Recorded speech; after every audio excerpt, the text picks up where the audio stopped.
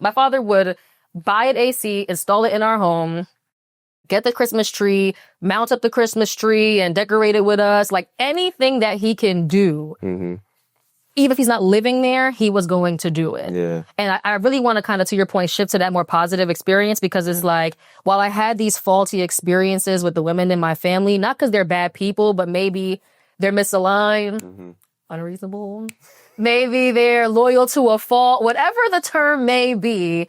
I think the best part of it all is, for me, I always chose to invest my energy in people and communities that favored me, right? Because I thought I was pretty cool. So it's like, why am I going to ponder on the negativity when there's a bunch of positivity on this side telling me like, nah, you mad smart. Yeah. You so fun. You so cool. Like, you a vibe. Like, I want to be around you. Then I have my dad kissing me, hugging me, loving me, championing me. I mean, I'm like a little short, round, roly-poly, chubby girl. I had a little unibrow at a point in time. And it's like, you don't feel like you look that good. Like, you don't feel all that. But it's like, there's this male figure in your life, your father, and he's constantly saying to you, nah, you beautiful. You so pretty. Oh my God, you look at you. Oh my God, hugging you, kissing you, telling you like, nah, like whatever you think you are, like you're that. Yeah. He didn't use those words, but whatever his version of that was. Yeah. And it's like, okay, I have so much negativity operating around me. But then on the other side of that, there's so many other great things and great people and words being said to me.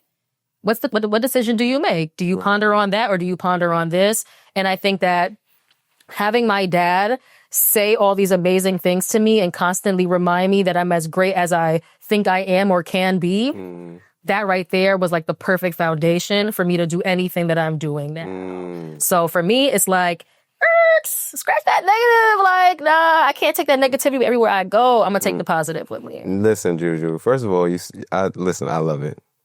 You are good. You're really good. You're good at articulating your point and articulating your point well. And I think that's something that needs to be applauded. Not because I'm just saying it just to say it. Like I said, sometimes I have guests that don't know how to. There's a lot of things that it takes to make good content. Part of it is storytelling, but also storytelling with an ending and like the parts of stories, but also having a way to segue into other things. You just did all that. So I just want to applaud you on that. I do have questions for you though. What's coming though? Yeah, we're gonna talk. I'm an open book, Juju. I love it. I can tell. I love it. Second thing I want to say is I'm so glad you challenged me on that point of like the voice of reason, because I was thinking about it as you were talking. I'm like, I've always had this thought process, and maybe that's why my girl gets on me when I say this. I always had this thought process that if I had a patriarch in our family, on my mother's side of the family, things would have been better.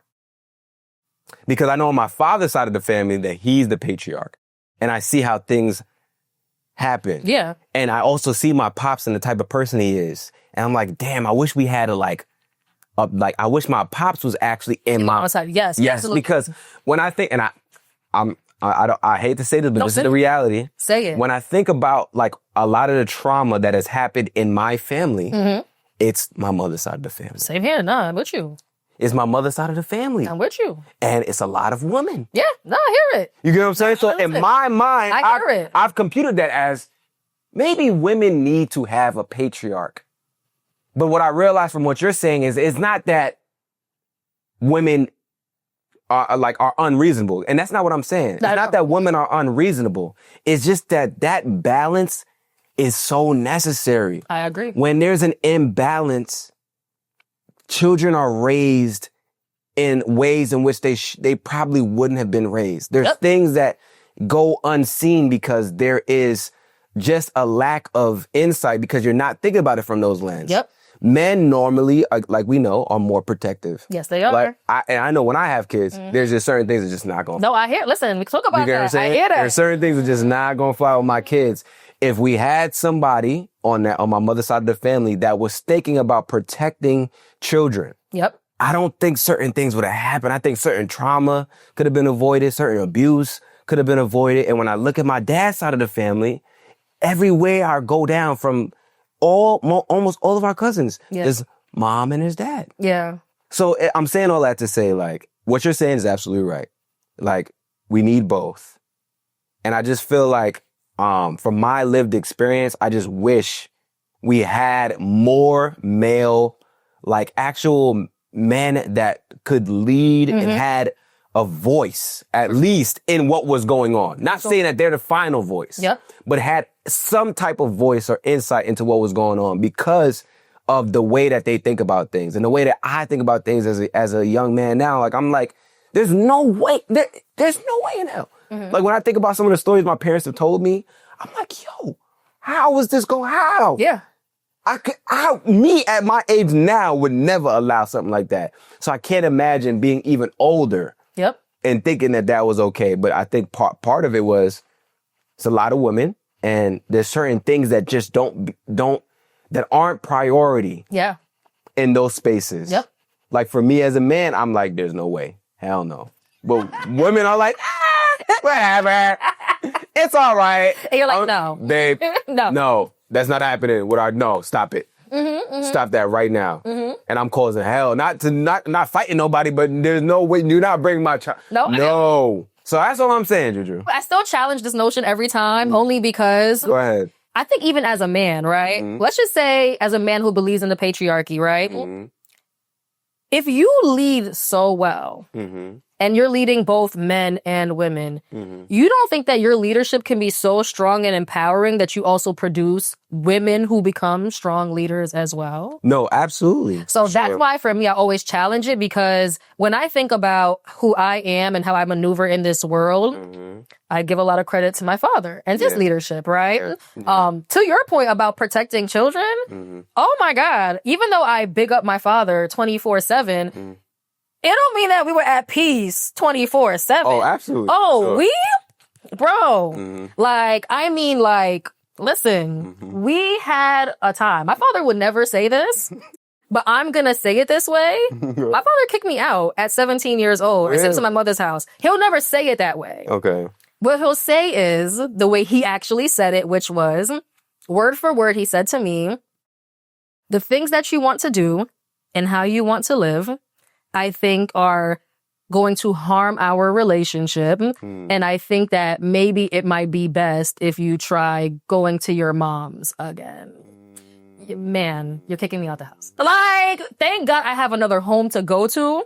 And you are sending me specifically to someone else's home, but you are kicking me out. And the reason why he was kicking me out is because, to your point about a man's leadership, a lot of that leadership comes with protection. And whether we like to say this or not, protection to an extent has to do with control. And nothing's wrong with it. People have to stop being so sensitive about words. Like, control is just a word. Like, you're trying to keep order of something. It's not always like I possess you, I own your something. But if you are trying to protect something, you are trying to control a situation. And I can admit, while I had good grades, I was getting my 90s, I was in the honors classes, I was a smart kid or whatever. A student. I want to be outside. Like, I love to be in these streets. I wanted to be outside any chance I get. I knew that's what it was. Come on, like. I knew that's what it was. And you know what? And it doesn't mean you was doing anything wrong. And sometimes I was. Okay. Sometimes I was. All right, let's be real. But you know what? I wasn't like on some like selling drugs or like doing hood shit, part of my language, or anything like that. The wrong that I was doing was, you know, I was that girl that always had a boyfriend. Like, growing up, I was that girl. My nickname was Cuff Master Flex. That was my nickname. Like, I just, for whatever it's worth, I just always had a boyfriend as a kid. Like, so between like, you know, hanging out with my friends, you know, they may be fighting and doing all kinds of things. You know, I'll enjoy the entertainment of it. But, you know, I always knew when to leave. But I would leave with my boyfriend. And obviously, as a father... That's highly problematic. And it's a problem. So we will butt heads because I want to be outside. Oftentimes, we're doing the right things like extracurriculars and etc. But on the other side, it's, I want to see my friends go out and fight. And I want to go hang out with my boyfriend. But I'm not fighting. I'm being, you know, keep it demure. And I don't need my boyfriend. Like, that was my life in a nutshell. So I say all that to say, I get it. Like, I think that how we grow up and what we experience around us definitely, like, not that it controls, but it definitely positions our thoughts and our opinions on certain things. Once again, like, if someone believes that everything needs to be patriarchal, like, I'm not going to attack anybody's POV. Yeah. For me, I just can't always agree with that because I trust in my leadership. I trust in my ability to be fair. I think that I've been very fortunate and privileged where I've always had male and women peers around me look to me for advisement and leadership in things. And it would be a disservice to myself to give a system so much credit to the point that I disadvantage or I lower the capability of what I can do as a woman. So that's why I always have a hard time with these things. But all in all, I say that because, like, even though I know what I'm capable of, I'm always still going to say, like, being pro me being in these spaces and doing what I want to do should never equate to being anti-men being those things, right? Because I want to see men lead. I think about the male friends that I have in my life, like shout outs to Jarius and shout outs to JR. Like, these are men that I've kept close to me as friends because we're on the same mission. Like, we're trying to achieve things. We're trying to change our lives and hopefully thus change our family and friends' lives. Like, I keep these kind of men next to me because they want to be something and they want to be the opposite of whatever America wants them to be. And I have to admire that energy and I have to applaud it. I have to celebrate it. And I can't be that person and at the same time say, nah, these men not leaders. These men not really doing nothing for real. Like, I can't say that because, like, I see the men that are. And I think that for the men that are, it's their whether they want it to be their duty or not. I think for most of you, you do want it to be your duty. For those men who are doing those things, they want to inspire other men to be that. And I'm always going to be pro men becoming the leaders and the patriarchs of their family that they want to be because for the most part, I don't think that most Black men want to be that for control. They want to be that because they see themselves really helping the people in their families. And I think that when we hear certain terms, we shouldn't get so agitated right away and get so, like, infuriated with verbiage. What you need to ask yourself is, if I hear a guy like you talk about, like, patriarchy and stuff, think about what he stands for. Does he believe in that because he wants to control women, or does he believe in that because he sees that when in his family that was a thing, they kept everybody grounded, together, happy, subtle, etc. If that is why he believes in that thing, then to me that's not a problem because it's not coming from a toxic or dark place. It's coming from a situational circumstance. And if that situational circumstance is promoting the beauty and glory in keeping a family together, I'm not going to sit here and, like, shut it down.